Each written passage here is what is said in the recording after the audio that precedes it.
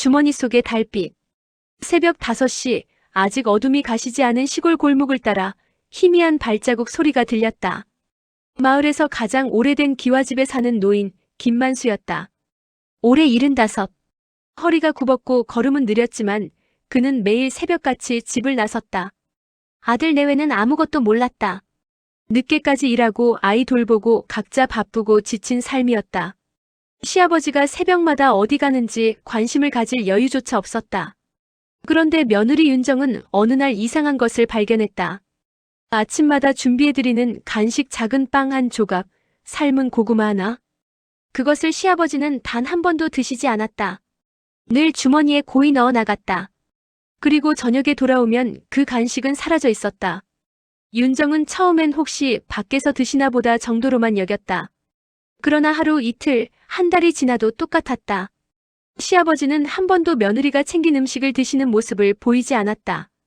그의 표정은 늘 잔잔했고 이유를 묻기에는 왠지 모르게 조심스러웠다. 윤정이 처음 시아버지를 만나 결혼 인사를 드리러 갔을 때 그는 말이 적었지만 따뜻한 눈빛으로 그녀를 보아주었다. 우리 아들 착합니다. 이 사람이랑 살면 고생도 하겠지만 웃을 일도 많을 겁니다.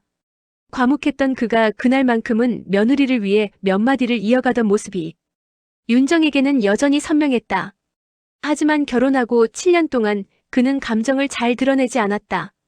무뚝뚝했고 필요한 말만 했으며 유독 자신의 사생활에 대해서는 말을 아꼈다. 그래서 더욱 궁금했다. 왜? 왜 매일같이 간식을 주머니에 넣고 나가는 걸까? 누구에게 주는 걸까? 무엇이 그를 그렇게 이르게 집 밖으로 나가게 하는 걸까? 유난히 비가 많이 내리던 어느 여름 새벽 지붕 새는 소리에 윤정은 잠에서 깼다. 창밖을 보니 시아버지가 비옷을 꺼내 입고 있었다. 이 비에 또 나가시네. 걱정된 마음이 앞섰다. 그래서 몰래 뒤따라 나갔다. 골목길을 몇 번 꺾어 오래된 묘역 근처에 도착했을 때 윤정은 걸음을 멈췄다. 거기 작은 무덤 하나? 이끼와 잡초가 가득한 곳. 그리고 시아버지가 주머니에서 고구마 한 개를 꺼냈다. 그 앞에 조심스레 내려놓았다. 생일이니께 네 좋아하던 거로 가져왔다. 그는 비가 얼마나 오든 아랑곳하지 않았다. 고구마에 손끝이 닿는 순간 손이 떨렸다. 윤정은 그 자리에서 숨이 턱 막혔다. 그 무덤의 이름을 읽는 순간 김은지, 시아버지의 딸. 사고로 세상을 떠난 지 30년 된 아이. 아들인 남편조차 기억이 흐릿해질 정도로 아주 어릴 때 잃어버린 시아버지의 막내딸이었다. 그날 이후 윤정은 시아버지의 습관을 다시 생각하게 되었다. 간식을 드려도 드시지 않고 주머니에 넣어간 이유. 그는 하루도 빠짐없이 죽은 딸의 무덤을 찾아가고 있었던 것이었다. 무뚝뚝한 줄 알았던 그가 30년 동안 눈비가 와도 바람이 불어도 아무에게도 말하지 않고 지켜온 약속. 아빠가 매일 밥 먹이러 올게. 딸이 죽기 전날 그렇게 말하며 손을 잡아주었었다. 그 약속을 그는 단 하루도 어기지 않았다. 윤정은 울음을 참지 못하고 손으로 입을 가렸다. 며칠 뒤 윤정은 조심스럽게 시아버지에게 물었다. 아버님, 저 고구마 드시지 않고 어디에 가져가시는지 알고 있어요. 시아버지의 손이 멈췄다. 그는 잠시 윤정을 바라보다가 조용히 고개를 숙였다. 말하고 싶지 않았어. 그냥 내 사정이지. 그는 한숨도 변명도 없이 담담히 말했다. 하지만 손등의 주름 사이로 떨림이 스며 있었다. 그 아이. 배고프면 안 되니께. 아버지가 챙겨주는 거지 뭐. 그리고 어린아이처럼 작게 덧붙였다. 아무리 죽어도 내한텐 아직도 막내딸이여. 윤정은 시아버지 손을 잡았다. 작고 가벼워진 손. 세월과 노동에 찌든 손. 그 손이 얼마나 오래 외로웠을지 상상도 할 수 없었다. 몇 달 뒤 시아버지는 갑작스럽게 병원에 입원했다. 노안이었다. 병실 침대에 누워있는 그의 모습은 그동안 버텼던 모든 시간이 한꺼번에 드러나는 듯 더 약해 보였다. 윤정은 시아버지의 집을 정리하던 중 작은 서랍에서 묵은 편지 한 통을 발견했다.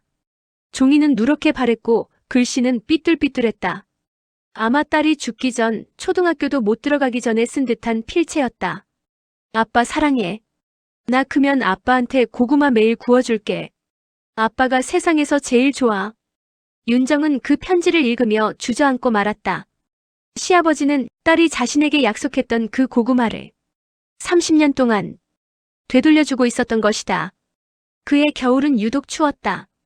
병원 의사는 시아버지에게 거듭 외출을 금했다. 하지만 그는 하루도 빼먹지 않았다.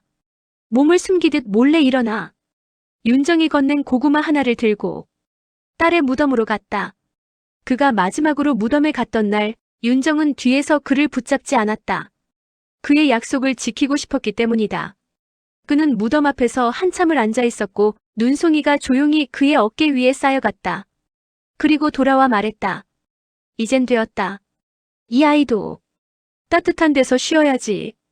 그날 밤 시아버지는 조용히 눈을 감았다. 마치 오래된 약속을 마무리한 사람처럼 편안한 얼굴이었다. 장례를 치른 후 윤정은 시아버지의 외투 주머니를 정리하다가 구겨진 종이 하나를 발견했다. 거기엔 시아버지의 서툰 글씨로 이렇게 적혀 있었다. 은지야, 아버지는 내일도 고구마 가져갈게. 근데 혹시 아버지가 못 오면 너가 꿈에 와서 받아가라. 아버지는 너 사랑한다. 윤정의 손에서 종이가 떨어졌다. 눈물이 멈추지 않았다. 해가 바뀌고 봄이 찾아왔다. 윤정은 매일 아침 작은 고구마 하나를 싸서 들고 나갔다. 시아버지가 그랬던 골목을 지나 묘역 근처까지 갔다.